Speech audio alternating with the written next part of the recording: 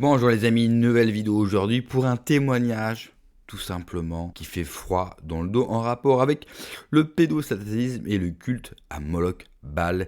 C'est un témoignage de Kathleen Sorensen et je remercie encore une fois l'excellente chaîne pour ceux qui s'intéressent à ce type de sujet de Alexandre Le Breton. Il a une chaîne YouTube avec des archives et des témoignages qui sont tout simplement incroyables et qui sont bien sûr totalement relié avec, bien sûr, l'affaire Epstein, l'affaire que nous vivons maintenant depuis plusieurs jours, depuis que les documents ont été déclassifiés. Aujourd'hui, tout ce qui nous paraissait encore peut-être pour certains complotistes à l'époque, aujourd'hui, eh bien, c'est tout à fait avéré. Mais juste avant, vous le savez, la chaîne est censurée, donc j'ai besoin de votre soutien. Eh bien, cela passe par le like, par le commentaire, le partage, le boost. Et pour ceux qui ne sont pas abonnés, abonnez-vous. Cela prend quelques secondes et c'est un soutien énorme. Et puis merci à tous les donateurs sur Tipeee et sur YouTube. On regarde l'extrait et on en parle juste après.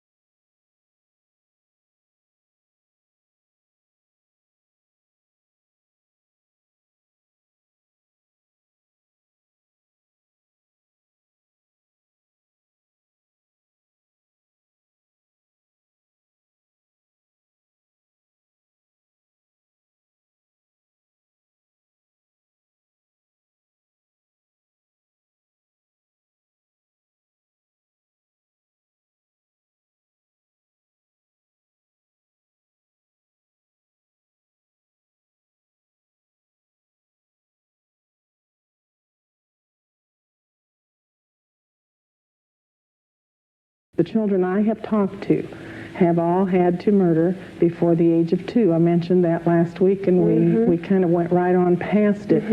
That is something that is beyond anything I could comprehend. Right. But in some way, whether with the help of an adult's hand over theirs, or by having them practice, by getting them excited to be part of the adult scene. These children have never seen a normal life, for goodness sakes. They do murder. And the evil thing that happens is they really believe they want to. They want to do what the older people are doing, and they're praised for that. And that becomes their goal, to be like the adults and to do these horrible things. There is a little part in them that I believe we all have, that natural, good, God-given part that knows it's wrong. But in a group and in the excitement of everything, they want to do that. They enjoy the sex. Children are capable of enjoying the sex. That was something I didn't know. Well, you know, why would they fight against it? A child will eat a bag of candy if you give it to them. They will take part in these things willingly. When they get out and begin to talk, that's very difficult for them to realize. We didn't realize it at first, that they actually wanted to do that, and that is part of the very sophisticated brainwashing job that they do on all of these children. The part that made me to believe this child's story was that when he finally said this baby, he talked about several, but this particular baby had been killed, stabbed again, different way, but stabbed. He curled up in a fetal position. He was 9 years old when he was telling this story.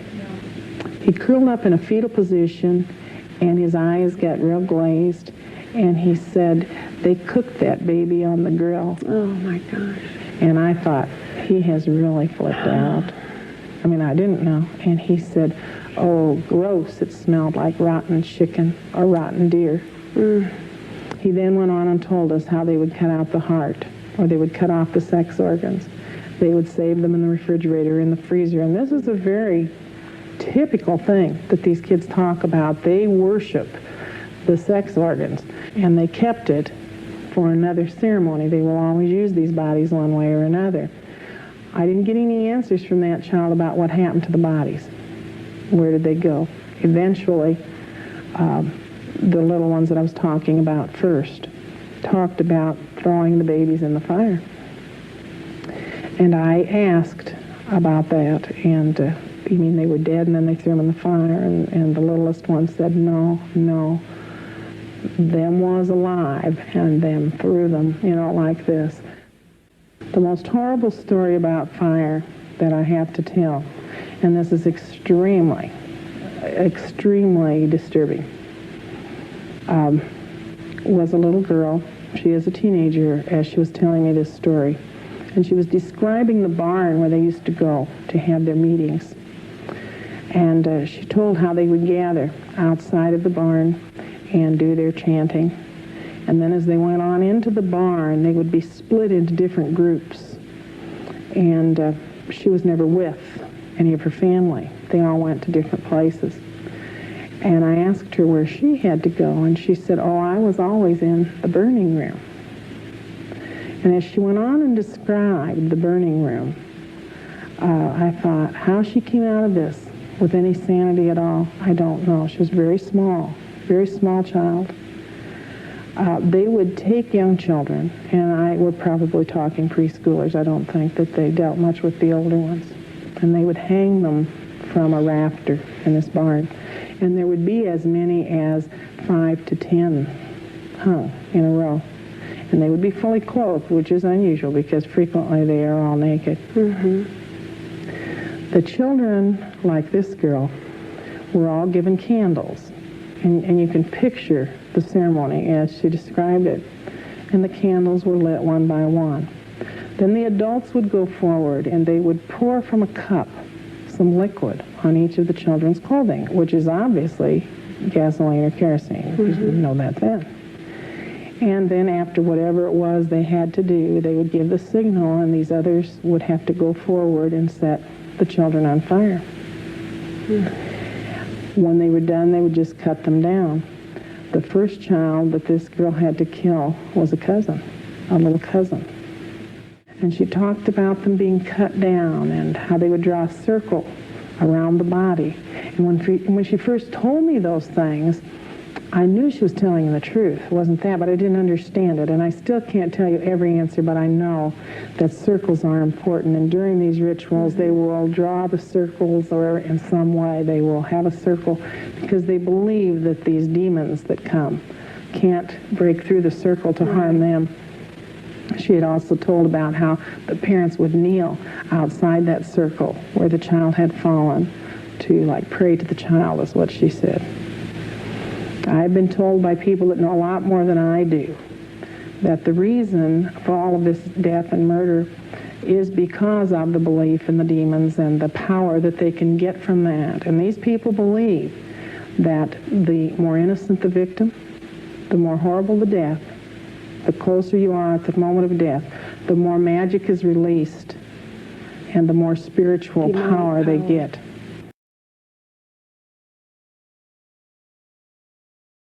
Témoignage extrêmement brutal.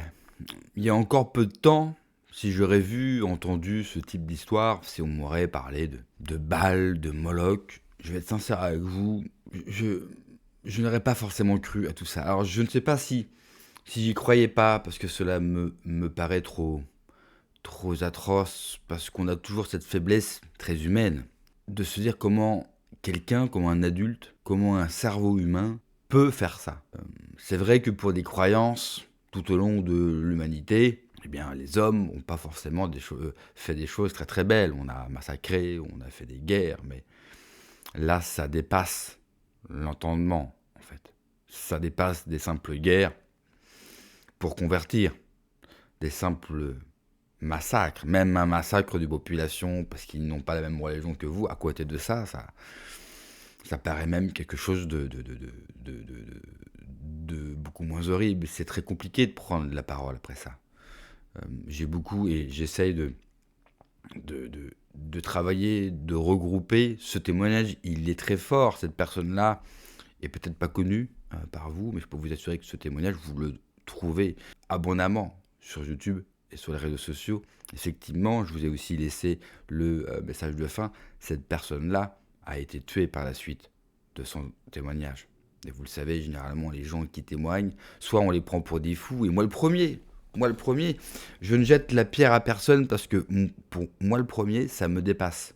Comment on peut faire ça. Aujourd'hui, sont sorties des photos du prince Andrew, vous savez, qui a été arrêté par la justice anglaise hier par rapport à l'affaire Epstein, et les photos qui sont sorties où il s'amuse avec un petit garçon qui doit avoir 4 ans, 3 ans, avec un ballon qui représente un téton, mais vraiment un téton, donc la couleur d'un sein avec un téton sur le ballon.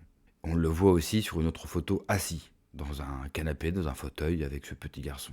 Forcément, quand je vois ce type d'image, j'ai beaucoup d'idées qui me traversent, des choses qu'a pu vivre ce garçon avec le prince Andrew, qu'on retrouve bien sûr à de multiples reprises, et depuis très longtemps, on le sait, dans l'affaire Jeffrey Epstein, et on a aussi un autre document que le FBI vient de révéler.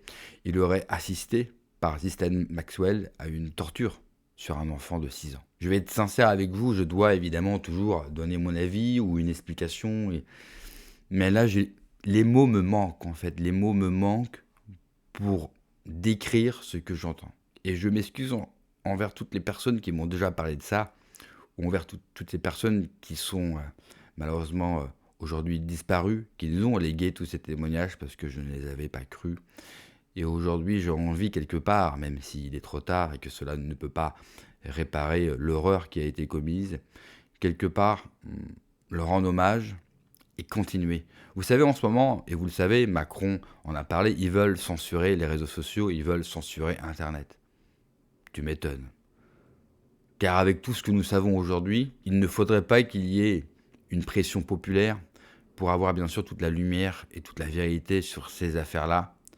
Après, eh bien, j'ai de l'espérance et de l'espoir envers les Américains qui, eux, ont beaucoup moins de remords que nous et sont capables de nous divulguer, eh bien, le reste des documents de l'affaire Epstein, les photos et les vidéos. Et plus le temps passe, et plus je me dis que nous allons tout avoir.